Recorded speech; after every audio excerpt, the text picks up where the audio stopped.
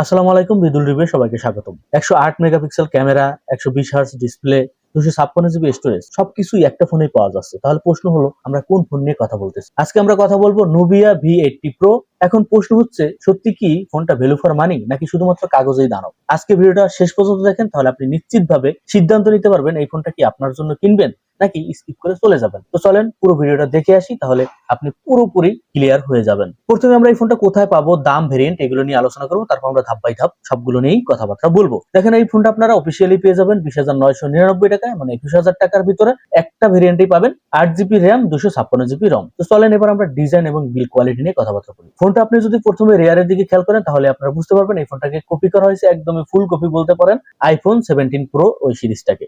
এবার চলেন ফোনটা হাতে নিলে প্রথমে যেটা বুঝবেন, একদম স্লিম এবং প্রিমিয়ার একটা লুক পাবেন। আইফোনটাকে কপি করছে, যার কারণে একটা প্রিমিয়াম ভাইব দিবে। তাছাড়া ফোনটা কিন্তু গ্লাস ফ্রন্ট এবং প্লাস্টিক ফ্রেমের, যদিও আপনি সাইডের ফ্রেমটা দেখলে হয়তো বা মনে হতে পারে যে এটা মেটাল, তবে এটাকে প্লাস্টিকের উপর ইলেকট্রোপ্লেটিং করা, যার কারণে একটু অন্যরকম ভাইব দেয়। তবে হাতের যে ছাপ ওইগুলো একটু রিসিভ করার সম্ভাবনা আছে, তাই যদি আপনি ব্যাক কভার ইউজ করেন তাহলে এই ধরনের প্রবলেমে পড়বেন না। ওজনটা 195 গ্রামের কাছাকাছি এবং এই ফোনটাতে পেয়ে যাচ্ছেন IP64, যা ধুলোবালি ডাস্ট থেকে মোটামুটি ফোনটাকে রক্ষা করবে। এবং এই ফোনটা দুটো কালারে পেয়ে যাচ্ছেন, গোল্ড এবং ব্ল্যাক কালারের, যা মোটামুটি ভালো। ডিজাইন মোটামুটি আমার কাছে ওয়াও লাগছে, তেমন কোনো ধরনের কমপ্লেন নেই। ডিসপ্লের দিকে যদি নজর রাখেন তাহলে মনে হবে যে একটা ফ্ল্যাগশিপ ভাইব দেবে। এটা নিয়ে আমরা পরবর্তীতে কথা বলবো। তার আগে আমরা আরো দেখবো আসলে ফোনটা সিকিউরিটি এবং ভিতরে আশেপাশে আসলে কি আছে। দেখেন এই ফোনটাতে আপনার সাইডেই পেয়ে যাবেন ফিঙ্গারপ্রিন্ট সেন্সর, যা পাওয়ার বাটনে, এবং অন্য সাইডে দেখবেন আরেকটা বাটন আছে, সেটা এআই বাটন হিসেবে কাজ করবে। তাছাড়া আমরা যদি আরো লক্ষ্য করি, এই ফোনটাতে আপনারা 3.5mm হেডফোন জ্যাকটা পাচ্ছেন, যা আমরা অনেক ফোনে মিস করি। Wifi 5%, Bluetooth 5.2%। ভালো দিক হচ্ছে অ্যান্ড্রয়েড 16 এই পাচ্ছেন, যা আউট অফ বক্স। এখন বর্তমানে কিন্তু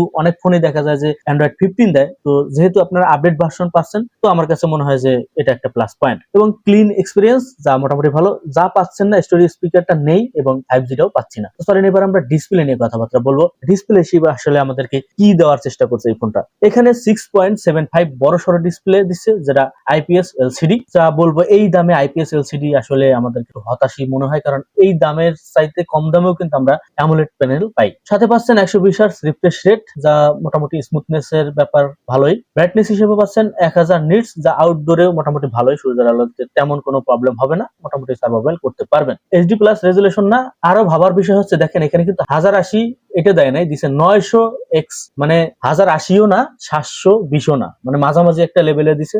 যা বলবো আসলে এটা কি করছে ওরাই ভালো জানে, একটু অন্যরকম করার চেষ্টা করছে। তবে ওই যে বললাম, যেহেতু অ্যামোলেড না, ফুল HD আশা করা একদম হতাশ হবে। সোশ্যাল মিডিয়া, ইউটিউব, ফেসবুক মোটামুটি ঠিকঠাকই আছে। শার্পনেস তেমন ভালো পাবেন না, মোটামুটি লেভেলের, যেহেতু 1080 না, তো বুঝতেই পারতেছেন। স্মুথনেস ঠিক আছে, তবে 1080 হইলে আর একটু ভালো রেজুলেশন পাওয়া যায়। তো এবার আমরা পারফরমেন্স নিয়ে কথাবার্তা বলবো। পারফরমেন্স হিসেবে এখানে আমাদেরকে দিয়েছে ইউনিসক্স T7280, যা 12nm চিপসেট। এখানে আমার অনেক কমপ্লেন আছে।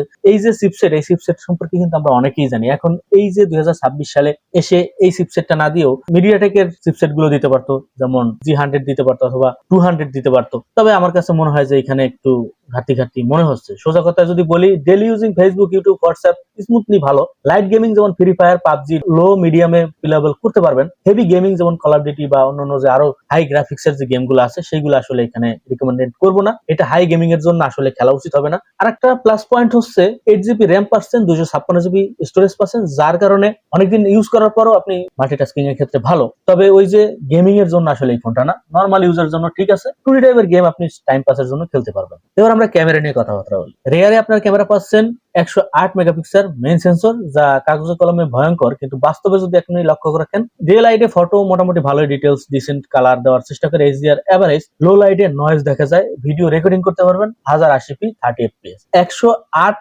মেগাপিক্সেল ক্যামেরা দিলেও ফ্ল্যাগশিপ লেভেলের যে ক্যামেরা পাচ্ছেন, এই ক্যামেরার সাথে এটা তুলনা করা একদমই ভুল হবে। 20,000-21,000 টাকার বাজেটে যে অন্যান্য ফোনগুলো থাকে, সেই জায়গা থেকে আপনি দিনের আলোতে বা লাইটিং যদি ভালো থাকে তাহলে আপনি সেটার সাথে কম্পেয়ার করতে পারেন। তবে লো লাইটে আপনাকে হতাশ করবে। সেলফি হিসেবে আপনার এখানে পেয়ে যাচ্ছেন 16 মেগাপিক্সেল, যা ডে লাইটে সেলফি মোটামুটি ভালোই, ভিডিও কল ঠিকঠাক আছে, কিন্তু লো লাইটে এভারেজ, লো লাইটে তেমন আমাদেরকে ভালো দিতে পারেনি। এবার আমরা ব্যাটারি এবং চার্জিং নিয়ে যদি কথাবার্তা বলি, ব্যাটারি হিসেবে পেয়ে যাচ্ছেন 5000 mAh ব্যাটারি। এইখানেও আমার একটু কথা আছে, কারণ এই টাকায় আমরা কিন্তু 7000 mAh ব্যাটারি ও দেখি, আমাদের এখানে 6000 mAh ও দিতে পারতো। 5000 mAh আমার কাছে মনে হয় যে একটু ঘাটতি।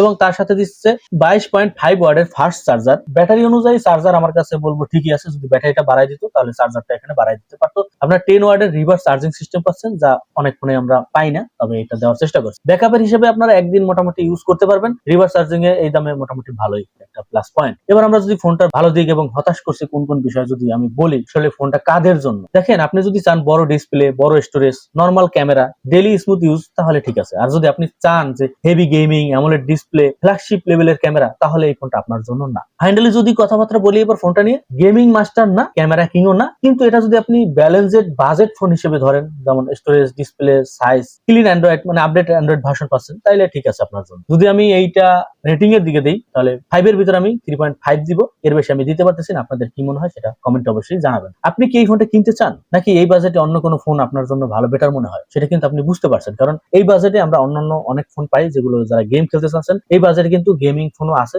সেটার দিকে আপনার নজর দিতে পারেন। অথবা ক্যামেরার দিকে যদি নজর দেন, এই বাজেটে অনেক ভালো ক্যামেরাও পাওয়া যায়। তো এখন আপনার মতামত অবশ্যই কমেন্টে জানাবেন। ভিডিওটা ভালো লাগলে লাইক দিবেন, সাবস্ক্রাইব করবেন। আর হ্যাঁ, নুবিয়া সিরিজের অনেকগুলো ফোন আসতেছে সামনে, সেগুলো অবশ্যই পাবেন। সে পর্যন্ত সুস্থ থাকেন, দেখা হবে পরবর্তী ভিডিওতে। আসসালামু আলাইকুম।